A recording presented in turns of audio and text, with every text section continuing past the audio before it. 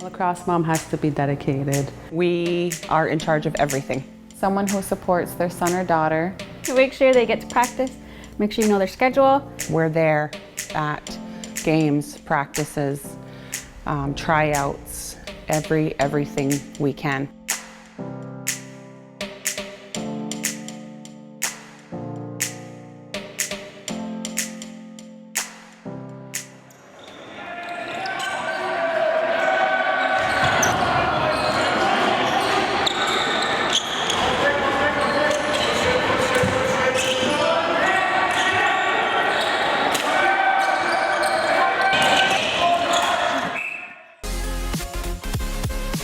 This isn't just a sport, it's who we are.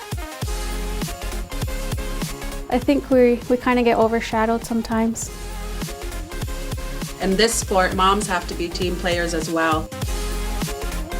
You plant lacrosse players, you get lacrosse players.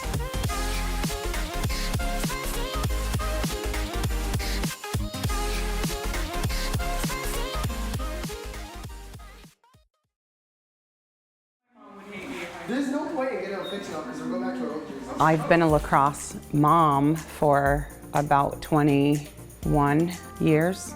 Honestly, I didn't watch a lot of lacrosse when I was young.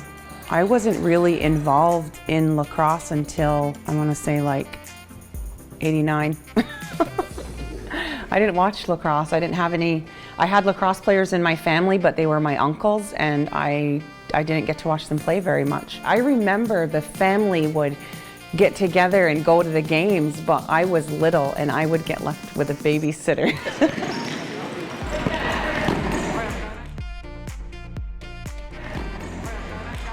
I grew up in lacrosse. My grandfather is Frank Benedict. He had owned the lacrosse factory on Cornwall Island. So I always remember being there as a little girl, and my mother worked at the factory. My father is Peter Burns Jr. He's always played lacrosse, so I've always been to the arenas. My grandfather is Peter Burns Sr., who is, has quite the reputation for lacrosse, and he did everything he could for our community to keep it going. So I feel like I live, breathe, and eat lacrosse, really, ever since I was a little girl. And it's accustomed into my family. The partner that I chose, I was attracted to a lacrosse player, and it's Jim Barnes, and he's always played and he coaches and everything, so we're right in it. And then with my son playing on 3 different lacrosse teams and traveling, we're in. You have a game this day? In my family, I've watched my brother play, Mark Martin, since he played for Salmon, he played for Akwesasne Thunder, he played for Air Corps Nationals, and my mom and I used to go travel and watch him play. So when I had boys, that was kind of like, after the hockey thing, I'm like, well, here's a stick. Let's try this. Lacrosse in my family, everybody does it. It's a norm. I usually have my father will ask, what has he got going on this week? Is there any games? It's fun, it's a part of life. It's a part, even not only minor lacrosse, but, we go to senior games as well. When you first start, it starts out slow. Like with your first child, it kind of starts out slow. They're so tiny, and the games aren't real organized, and then as they get a little older, it's really hectic, really crazy. I mean, like, the schedule's crazy, and you have 2 or 3 kids playing. My son's been doing box lacrosse since he was like maybe 5, 6 years old. I learn something every year. It's in the beginning, it's yay, let's go to practice, oh, there's a game. It's more fun. I mean, not that it's not fun now, but as the years go by, it turns into more, he really wants to go. It's his dedication to and his commitment to want to go. I more or less become the taxi. Why do I do it? I do it because I want to do it. I do it because my children enjoy it. I enjoy it. It's part of life around here, It's fun.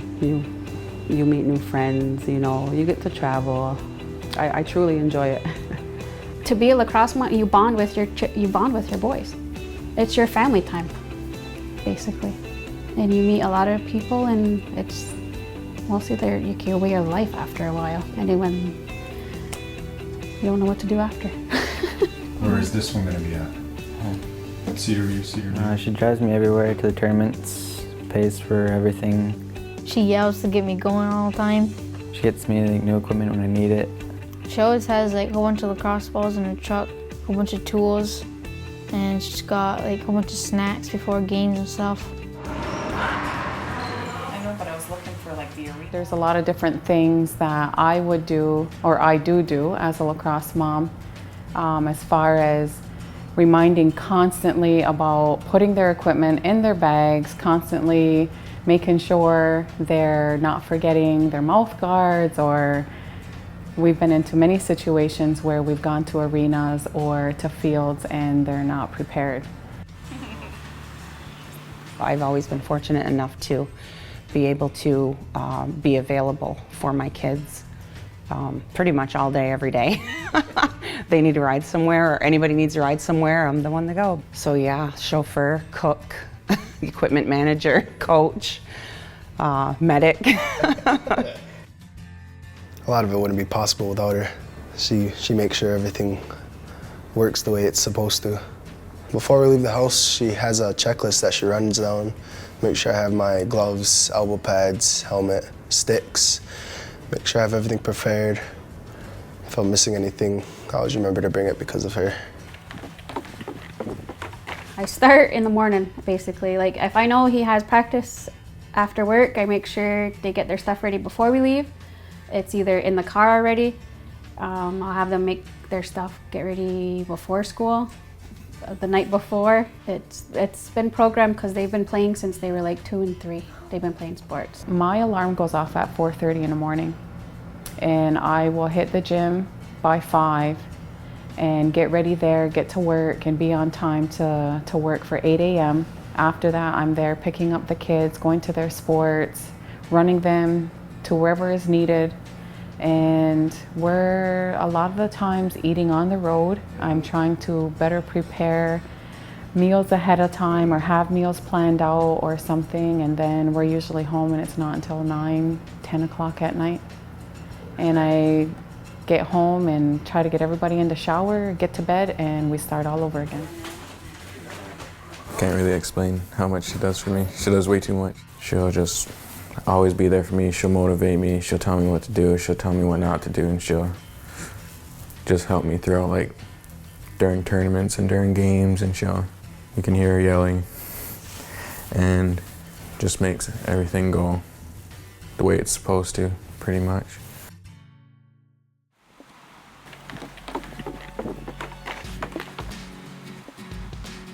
For me, everything's calmed down, settled down.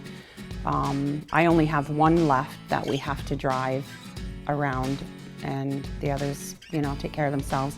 We just have to get there to watch and support.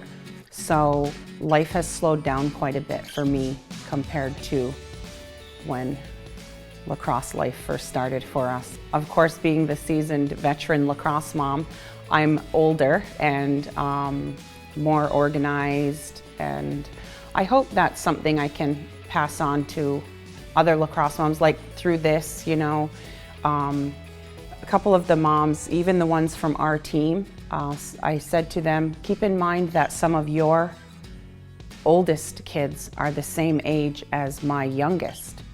And so, they're where I was 15 years ago, where I'm tearing my hair out and I've got no time for myself, and everything's crazy and hectic, and I wonder when it's gonna end. Hold on, I got teary-eyed. I know, and that's what I always say. It's real, it's real, it's real. I don't want to be phony, but I am emotional. It's funny because the reason it came up was because one of the moms, she was really like at her wit's end. She's like, I can't do this, I can't. It is demanding, but when you get to where I'm at now and everything has slowed down so much, you really, you tend to miss it. I do have to acknowledge, and I want to acknowledge, that I have a really good support system within our lacrosse team for the Akwesasne Storm, and there's parents that help me continuously because I also have 2 other little girls who play, and with my husband who coaches, I also try to be there to support as well. So I do rely on some other parents to help, whether they can drop off and then I go and pick them up, or we do the vice versa role.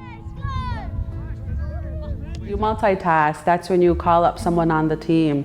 Hey, can you give Stone a ride? Hey, can Cece jump in with you and then I'll pick her up? Or, you know, you're reaching out to the other parents to carpool. You know, you bring them here and then I'll take them there. You know, and it's wild sometimes. You have to be a team player. You know, if there's fundraisers, if there's 50-50s, you have to want to help out. It's nice to have everybody help out and do their part.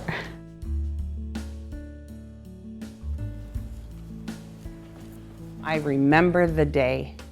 I remember when it happened. You're used to going in and you have to help them get dressed and even make sure their shoes are tied tight enough and all of that. And one day my son turned around right at the locker room door and he goes, "Mom, I can do this. I don't need you." And I was like, what? But there's still some moms in there. They're still going in, come on. And he was like, "No." And so I went up in the stands and yeah, I was devastated. There was no easing into it. It was like, boop, hit the brakes. But the ones after that, like, then you come to realize, you're like, yeah, okay, there comes a time. And after that, it's an easier transition from one kid to the next. You can kind of tell when they're ready to kind of do it on their own. Probably when he reached novice, I stopped going in the locker room, but I'm always like hovering around somewhere. When Cade first started out in box, I had to make sure I'd pack his bag for him, make sure he had socks in there, his shorts, whatever he needed, I made sure was in his bag. And as he got older and started making, like, the transition of him getting older was, you check your bag, make sure everything's in there, and then I would come along and check it later.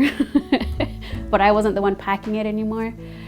And having to go in the locker room and help him put everything on, to his socks, to tying his shoes, to putting his gear on and making sure everything fit. I still get the, "Mama, can you help me?" Because their jerseys get stuck behind them, like on their gear. They're walking out of the locker room and I'm usually standing right there and I'm like, "Come here." They're like, "What?" I'm like, "Come here." Because they'll get stuck here or here and I'm like, "Get over here, you're not even put together right." But no, I've never been like literally kicked out of the room or, "No, you can't come in here." I just give them that look like, no, that's my kid. To sit down and think about it, you know, like, I'm not in that locker room anymore tying his sneakers, buckling the helmet, but it's part of growing up, it's part of life, you know. Stone's my youngest of 4, and his oldest sister just graduated, she's out of the house, you know, and it's I find it's kind of, in a way, prepared me, you know. I mean, one day I'm not gonna have any kids home and it's make me sad. I'm gonna cry thinking about it. I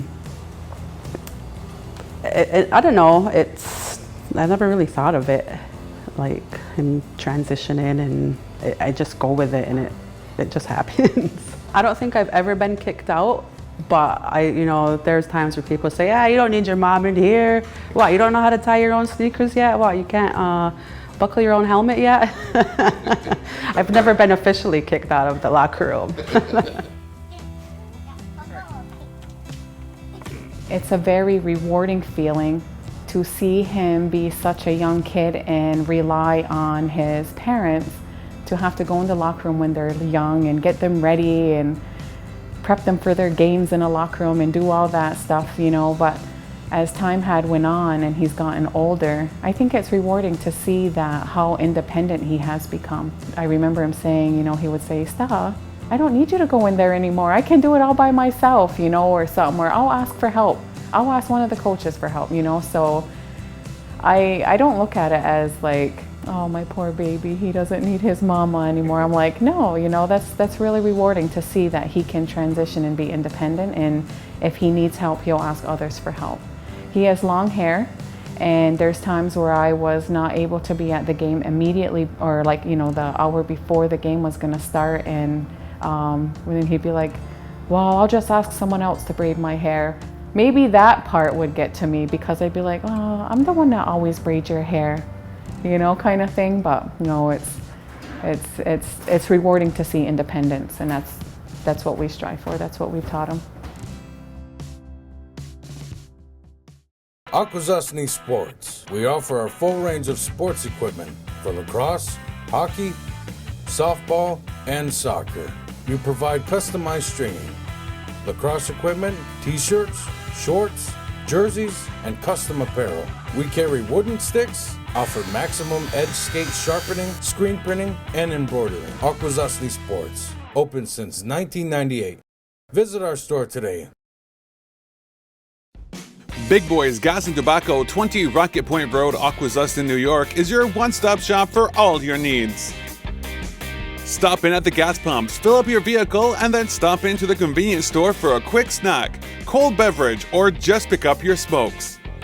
They carry many of tobacco brands, vape accessories, and more.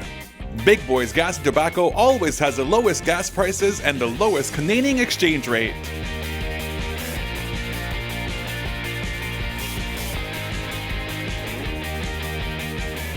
At Big Boys Gas and Tobacco, they also carry gifts and ideas for any occasion. Stop in and say hi at Big Boys Gas and Tobacco. You won't be sorry you did. The friendly staff at Big Boys Gas and Tobacco are always ready to help you out. Call 518-358-6144 or add them on Facebook.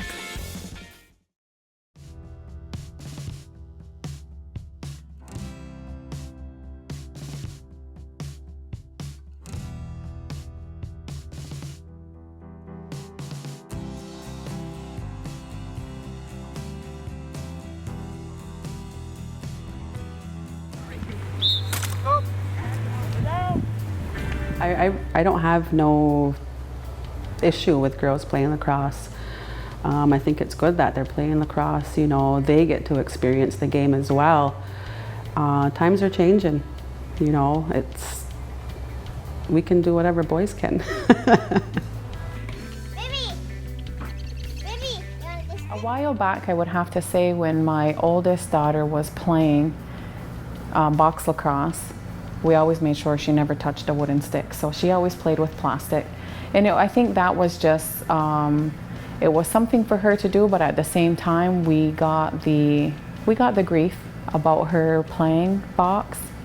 And that was probably like a good 18 years ago. My two younger girls, Galanahawi, who's 9, and Onakwea, who's 5, they both play for the Akwesasne Attack. And they play under Hannah Lazare and Amy Lazore. And Amy's was really good. It was really involved in that Keepers of the Game movie. A lot of the girls that are in the Keepers of the Game, my girls look up to them. I think there's a lot of important roles that have changed the girls' opportunity to be able to play and to be accepted to be able to play. And my girls love it, so I don't have any issue. It's field lacrosse, it's not box, they're not touching a wooden stick, because that was our rule as growing up. We never touch them, and we're not allowed to. So we follow that, and I've always followed that, and my kids the girls follow that as well. We'll never let that part go. I have no problem with it at all. I do understand the traditional beliefs, and in all honesty, it should be my belief, but I know how much my daughter loves lacrosse. I know how much she loves to play, and she's so good at it, and I would never stop. I would never raise my daughter telling her she can be anything she wants to be and do anything she wants to do. Especially something as positive and as rewarding as lacrosse is, I could never then turn to her and say, accept that, you can't do that. I could never do that. I've asked her a couple times if she wanted to play, and she said no. Because even when I grew up, I was always told girls couldn't play. And I've asked her, and she's kind of grew up with that same thing, but I said, well, times have changed, you know, you can play now. And she still was like, no, I don't want to. But I guess if she came to me and said I wanted to play now, I would be like, okay, well, here's a stick, go shoot around with your brothers. It's all up to them what they want to do.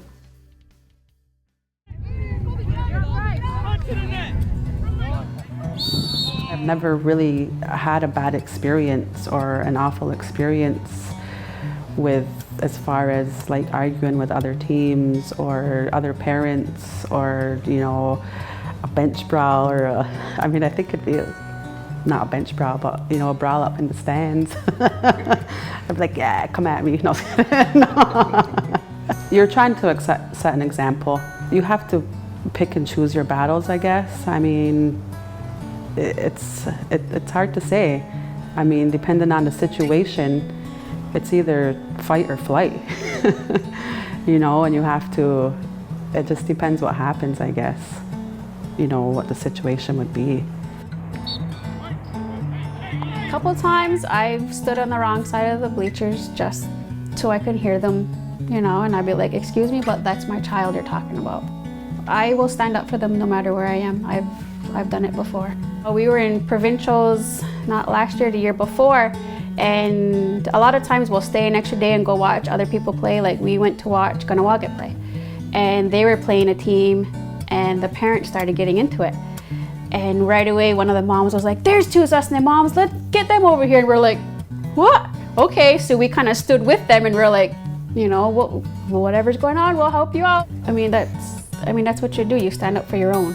And that's what we did. And I've become friends with a lot of people here and there just from watching games and being there for each other.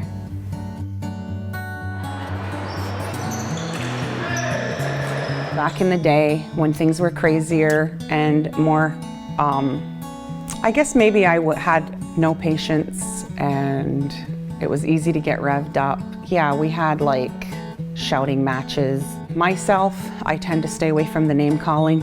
I always say, you can't tell somebody, don't do this or don't say that, and then turn around and do it back, you know, especially the racial comments. They sting, but if you spit it back at them, you're only doing what you don't want done to you. Well, sometimes I don't walk away, but I really choose my words wisely, you know, and then end it, walk away.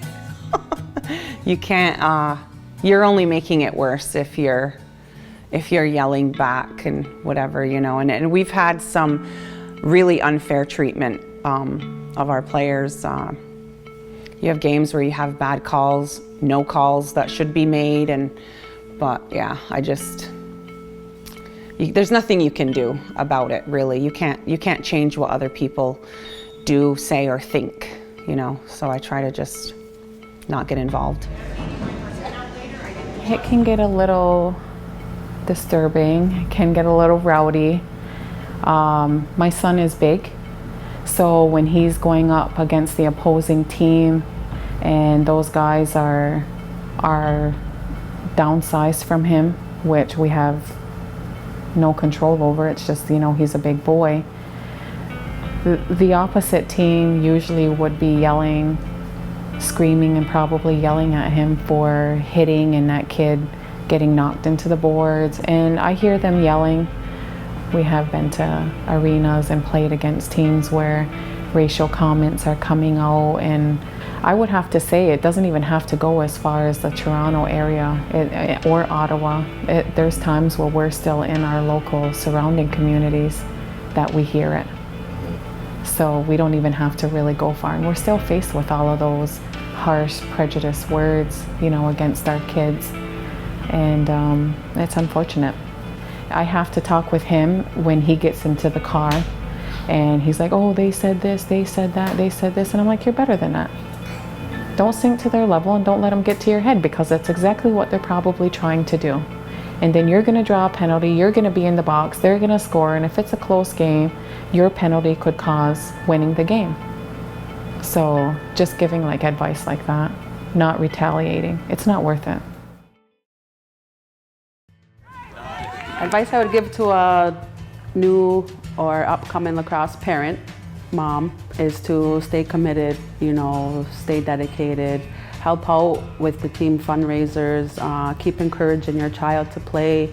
You know, it's fun. It's a good experience.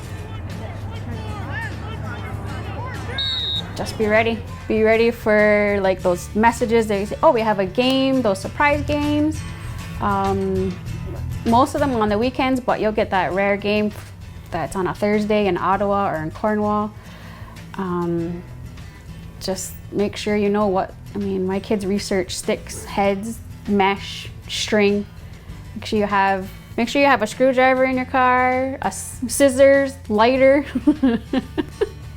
all of that stuff.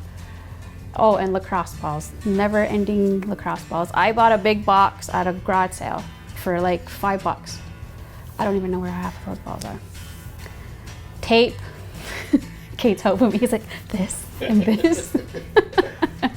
Yep, make sure you have that all in your car. Screwdrivers, tape, everything, just to have it, because you just never know. 4 guys in the middle, lefties over here, righties in the corner. Grow thick skin, because you're gonna hear a lot, you're gonna experience a lot, you're gonna see a lot, and if you let it get to you, you're gonna walk away from it. So growing thick skin is what's needed in order to probably survive as long as I've been involved. In a way, it's just a game. In a way. You can't take the calls to heart. I also would say, as important as it is, also take time for your family. We've also always done that. And like I said earlier, I did have the chance to give some advice to some of the moms from our team and let them know that as crazy and as hectic as your schedule will get, especially when you have multiple players in one season, it's gonna calm down. It's gonna calm down, you will have time for yourself, you will have some downtime, and enjoy it while you know, enjoy the crazy, busy schedule, because it's not always gonna be this crazy.